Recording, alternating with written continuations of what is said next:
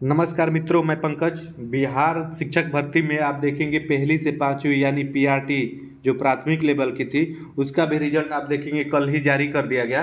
तो कल जारी करने के बाद भी आप देखेंगे बीपीएससी टीआरई में काफ़ी प्रकार की त्रुटियां देखने को मिली है। आप यहाँ पे देखेंगे, सुनने में देखने में ये मिल रहा है कि किसी का एक ही कैटेगरी में किसी का आप देखेंगे 52 नंबर पे ही सिलेक्शन हो गया है और वहीं पे किसी का 60 नंबर भी है तो सिलेक्शन नहीं हुआ है।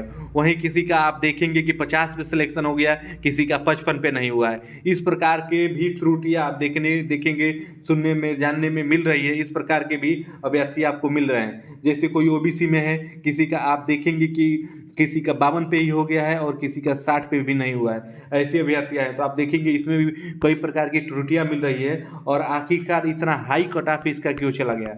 जी हाँ, यहाँ पे हाई कट ऑफ क्यों चला गया? आप देखेंगे पेपर के लेवल भी टफ थे, ज़्यादा अप थे। उसके बाद भी ये हाई कट ऑफ क्यों चला गया? बीएड को भी बाहर किया गया, ओनली डीएलएड का रिजल्ट जारी किया गया, तब भी क्यों ऊपर चला गया? और यहाँ पे देखेंगे कि ओवरलैपिंग भी हुई है। हाँ, खास तौर पे आप देखेंगे 9वीं से 10वीं और 11वीं 12वीं में ओवरलैपिंग ज़्यादा हुई है। ओवरलैपिंग कहने का मतलब ये है कि एक ही कैंडिडेट का आप देखेंगे 9वीं से 10वीं में भी सिलेक्शन हो गया है और उसी कैंडिडेट का आप देखेंगे 11वीं से 12वीं में भी सिलेक्शन हो गया है। तो आप यहाँ पे समझ सकते हैं कि अगर दोनों में हुआ है तो वो कहीं ज्वाइन करेगा एक ही जगह, तो जहाँ पे ज्वाइन करेगा तो वहाँ, और जहाँ छोड़ेगा वहाँ की सीट खाली करेगा। तो उस सीट को भी लेके ये आंकड़ा आप देखेंगे आयोग की तरफ से जो पासिंग कैंडिडेट का आया है इसमें भी लिया गया है। तो मान लीजिए इसे खाली करेगा तो इस यहाँ पे आप देखेंगे वो अपना ज्वाइनिंग करेगा। तो इस प्रकार से ये सब सोच समझ के इसमें रिजल्ट देना चाहिए, लेकिन आनन फानन में आप देखेंगे यहाँ पे भी रिजल्ट दिया गया। और इसमें अभी तक देखेंगे फिलहाल वेटिंग लिस्ट का भी प्रावधान नहीं किया गया है और वेटिंग लिस्ट इसमें एकदम होना ही चाहिए। क्योंकि आप देखेंगे खासतौर पर यहाँ पे प्राथमिक की बात करेंगे जिसमें आप देखेंगे 72,000 के आसपास में यहाँ पे रिजल्ट दिया गया है। तो जिसमें आप देखेंगे उर्दू और बांग्ला के भी शिक्षक हैं, तो वेटिंग लिस्ट का प्रावधान इसलिए करना चाहिए। यहाँ पे देखेंगे 72,000 तो रिजल्ट दिया गया, इसमें आप देखेंगे कि आपके 79,000 के आसपास में आपकी सीटें थी।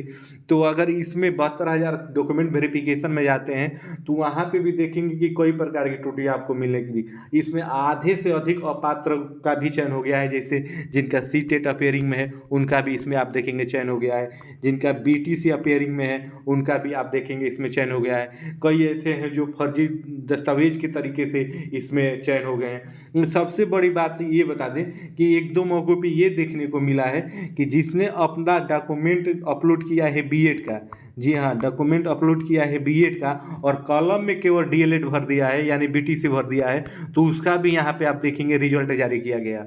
जी हाँ, ये बहुत बड़ी त्रुटि है।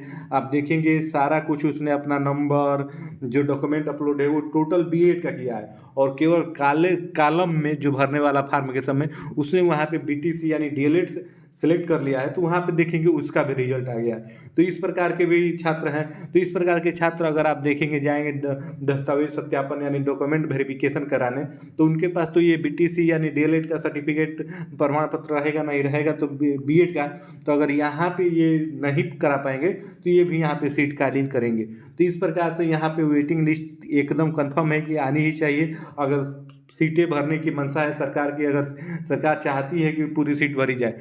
और सबसे बड़ी बात देखेंगे 75% सीटें की बात की जा रही है भरने की, क्यों नहीं पूरा का पूरा सीट भरा जा रहा है? ये भी एक सवालिया निशान है। पूरा सीट भरना जाना चाहिए। जब योग्य आपके पास अभ्यर्थी हैं तो फिर 75% की ही क्यों बात हो रही है?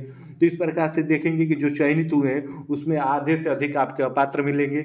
इस बार सीटेट का भी रिजल्ट आप देखेंगे बहुत बुरा आया था। उसी के बाद जो चौथे सेमेस्टर में है जिसका फाइनल डीएलएड हो गया है और उसका प्रमाण पत्र नहीं मिल पाएगा तो वो भी कैसे काउंसलिंग में प्रोवाइड करा पाएगा?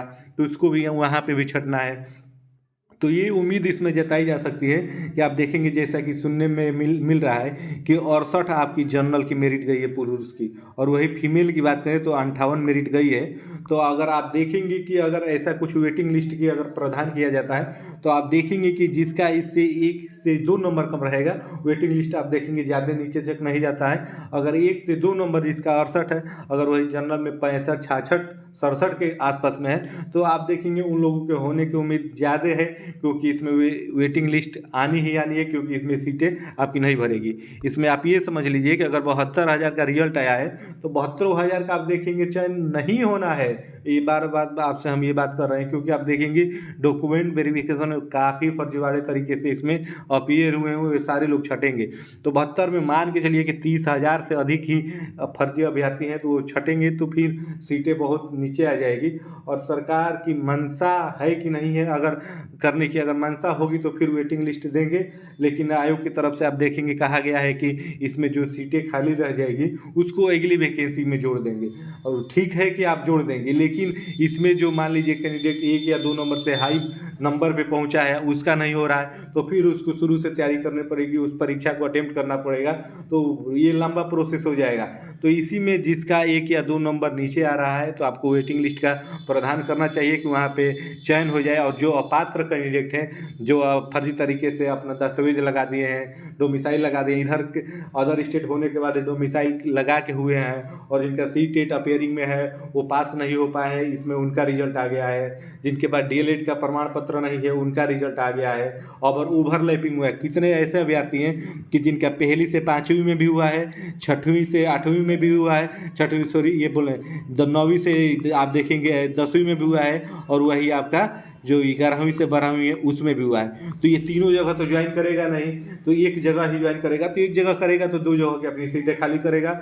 और ऐसे ही आप देखेंगे ऊपर से होता भी आ रहा है, पहले 11वीं 12वीं का डॉक्यूमेंट वेरिफिकेशन हुआ, फिर 9वीं 10वीं का, और फिर आपका पहली से 5वीं का। अगर इस प्रकार से होगा तो जो ऊपर ज्वाइन कर लेगा तो नीचे की सीटें अपनी खाली छोड़ेगा। तो इस प्रकार से ये होगा कि जिसका थोड़ा कम भी नंबर रहेगा उसके लिए अच्छा रहेगा, उसके होने के चांसेज रहेंगे। तो सरकार की इन सभी मुद्दों पे भी विचार करना चाहिए। हालांकि जिस प्रकार से बीपीएससी आयोग ने ये परीक्षा कराया, एकदम निष्पक्ष परीक्षा कराया, हर चीज़ अच्छे से कराया, फार्म भी सही से भरवाया, निष्पक्ष परीक्षा कराया, लेकिन रिजल्ट आने के बाद भी देखेंगे काफ़ी प्रकार की त्रुटियां देखने को मिल रही है। इसमें सबसे बड़ी त्रुटि ये है किसी का 52 पे भी हो गया है, किसी का 60 पे भी नहीं हुआ है, सेम कैटेगरी में। तो आखिर ऐसा क्यों है? इसका रिजल्ट जरूर सुधार होना चाहिए। इसके लिए हम आवाज़ उठा रहे हैं। हम अपनी बात बीपीएससी सचिव महोदय के माध्यम, ट्विटर के माध्यम से भी उनके तक पहुंचाए हैं। तो आप देखिए इसमें क्या होता है, लेकिन ऐसा नहीं होना चाहिए। ओवरलैपिंग वाली भी सिस्टम को उस पर विचार करनी चाहिए, और वेटिंग लिस्ट का भी प्रावधान करना चाहिए। और इससे जुड़ी जो भी जानकारी आएगी हम आगे आपको बताते रहेंगे। तो इसके लिए आप हमसे जुड़ जाइए। जय हिंद।